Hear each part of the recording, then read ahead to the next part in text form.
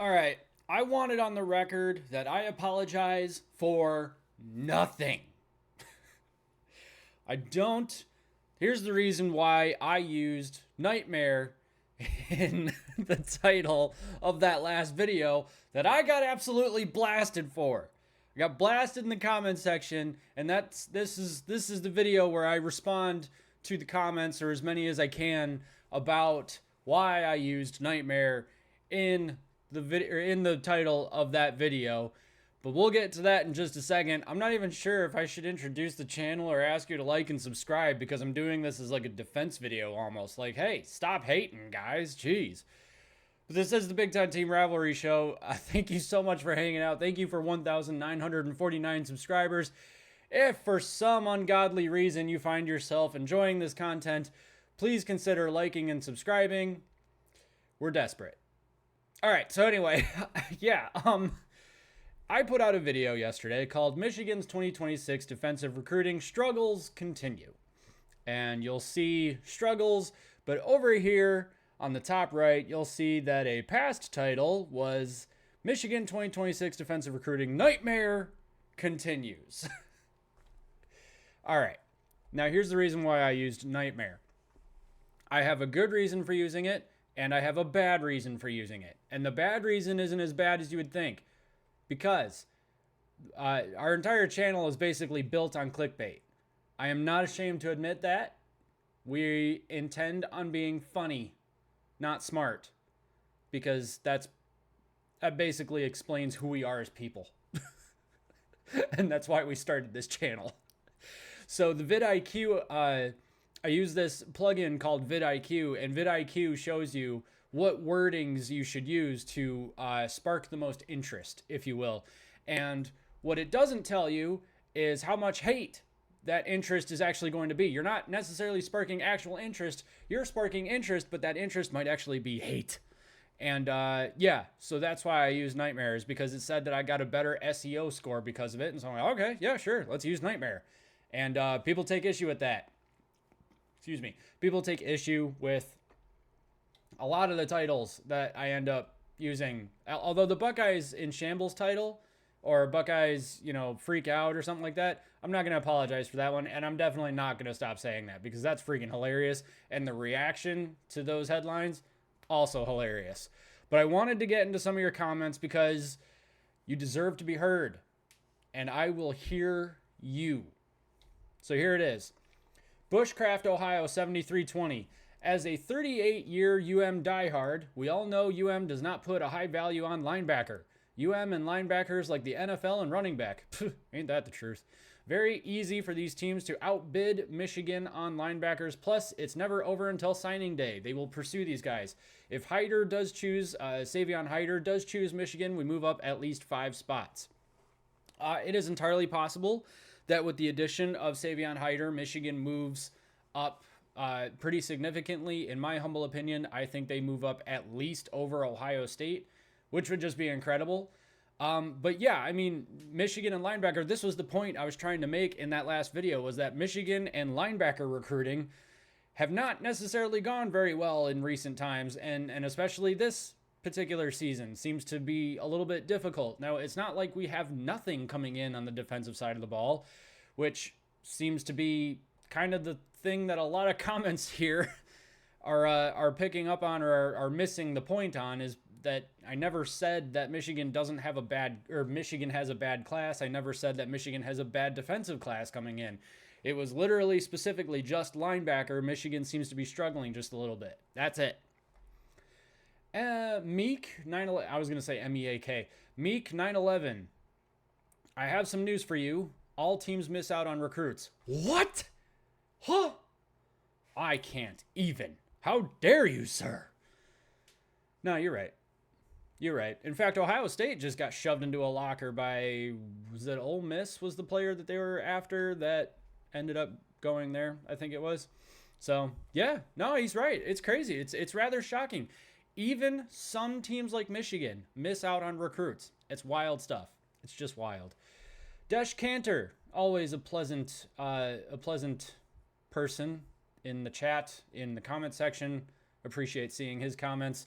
Says Deuce would have been a huge pickup, but our 2026 class looks great. If we can land Hyder, we're golden. I completely agree.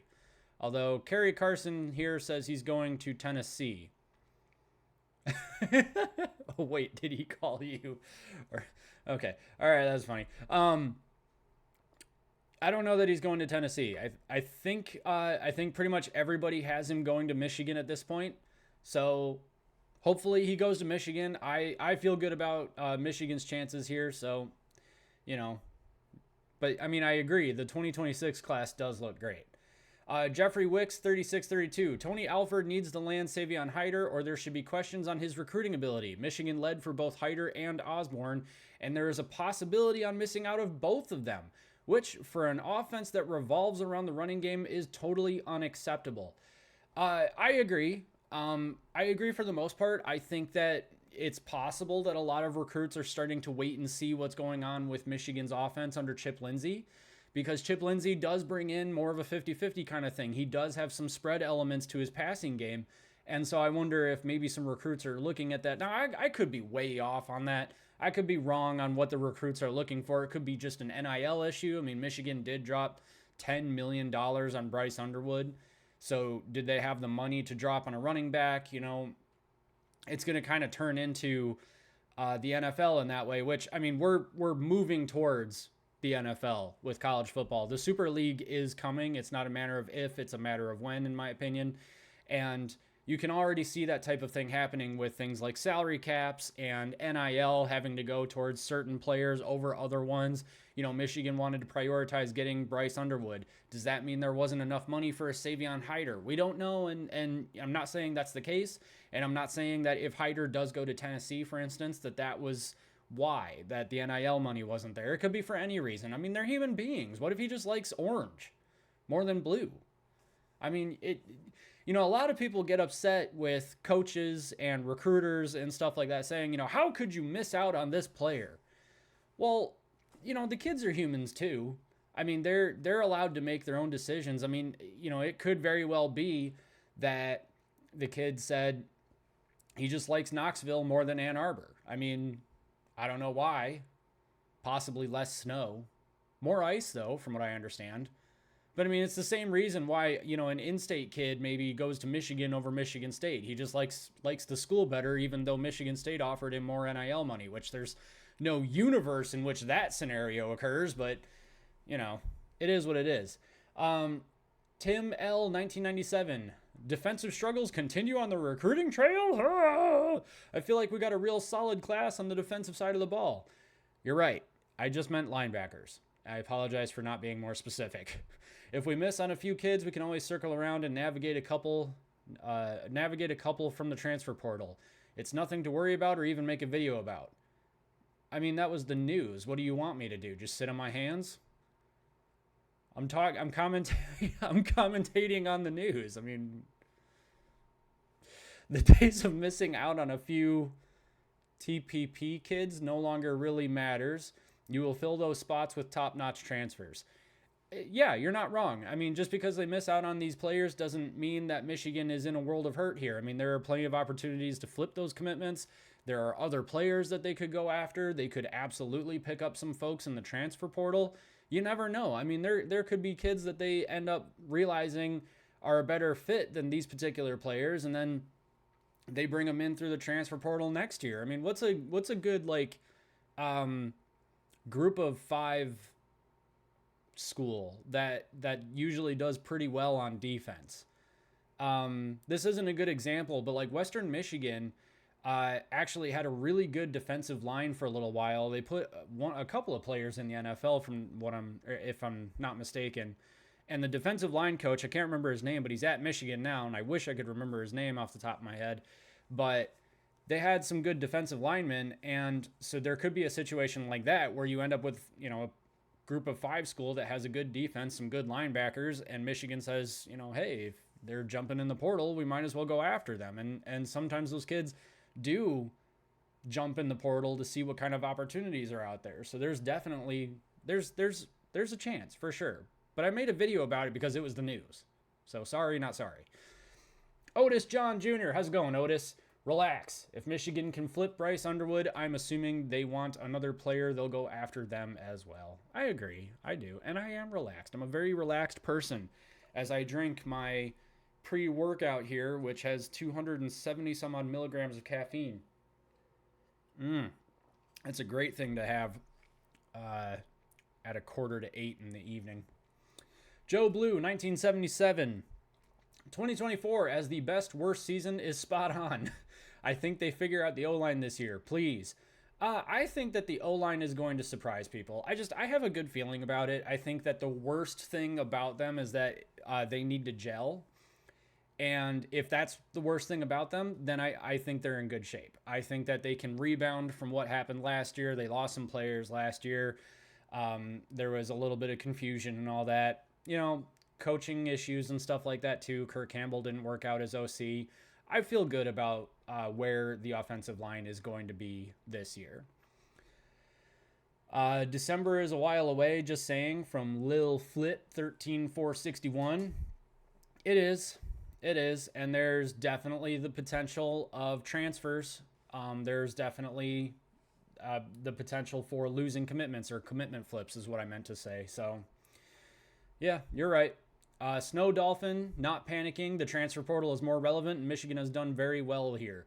I completely agree. I mentioned that Michigan has done well on the transfer portal before. I mean, there's every opportunity to fill some holes. Alex Ill 0330, always have the portal. I don't think commitments matter as much as the past. That's an interesting point, is that commitments don't matter as much.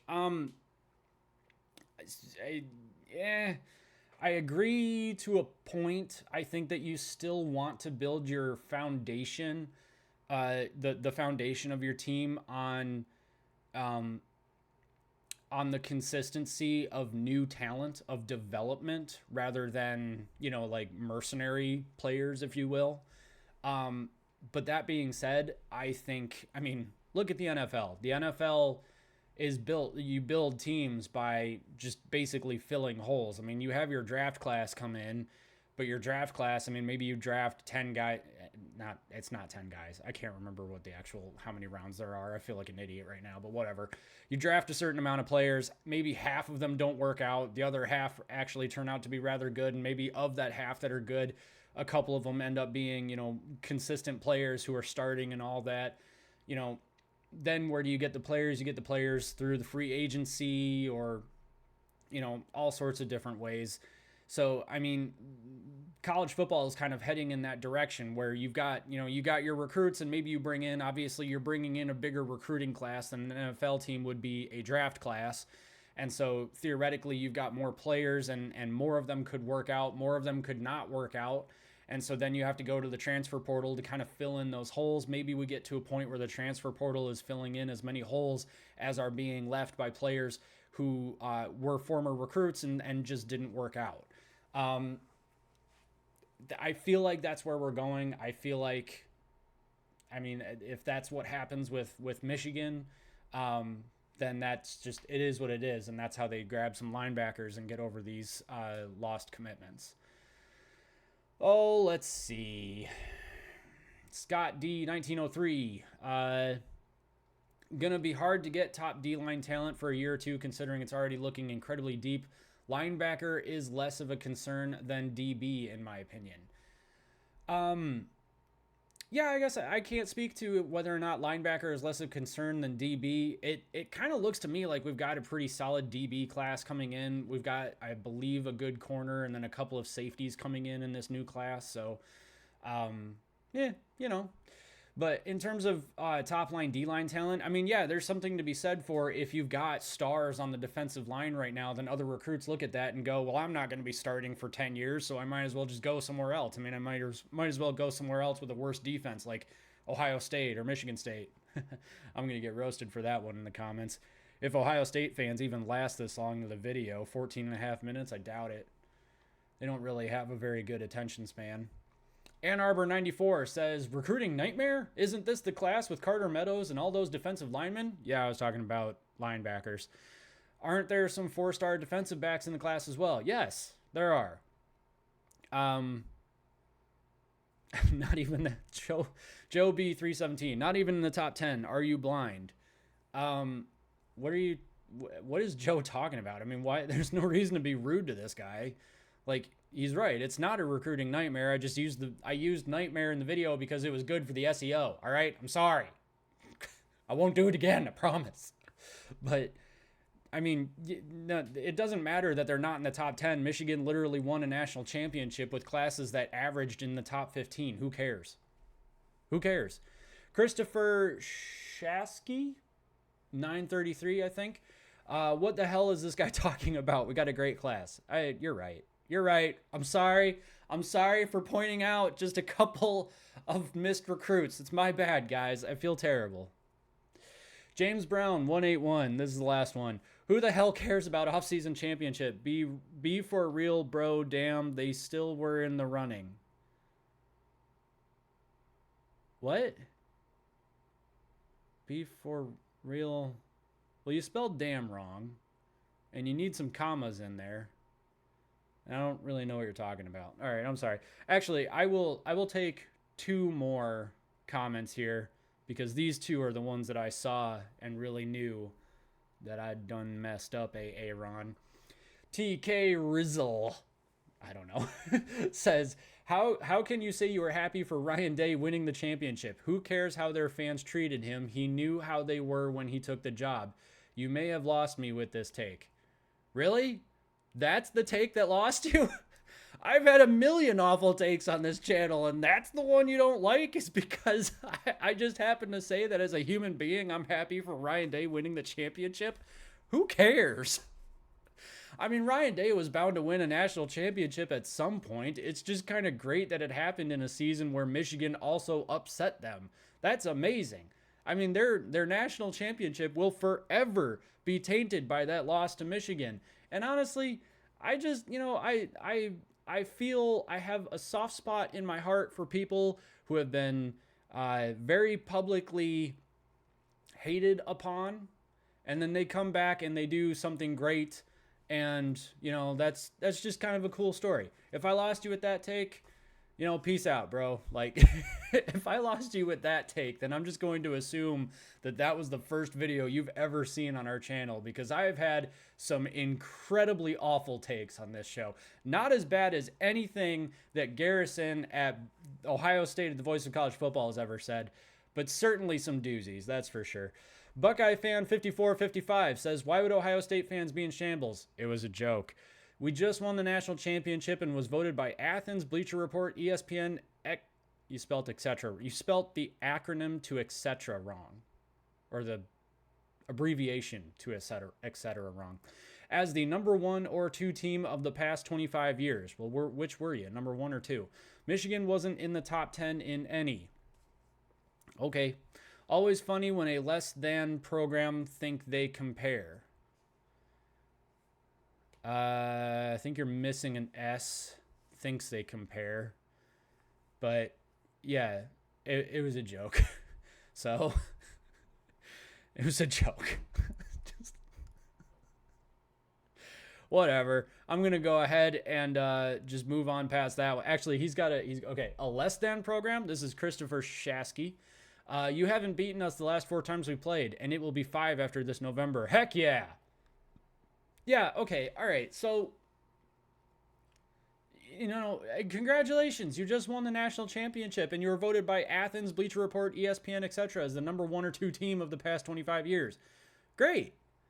But, I don't believe for a second that it's number 1, and frankly, I find it hard to believe that it's number 2. Now, and I'm just saying that off the top of my head. I haven't seen this report, so if that's true, then I humbly disagree with it, because last time I checked, Michigan won their national championship by going 15-0, not 14-2. Clemson had an undefeated national title, I think. I feel like that was a thing that happened. Alabama had an undefeated national title. I mean, you lost 2 games in the regular season and didn't even go to your conference championship. How in the world does that make you the best team of the past 25 years? That makes you like the best team of last year, but only because the college football playoff was expanded.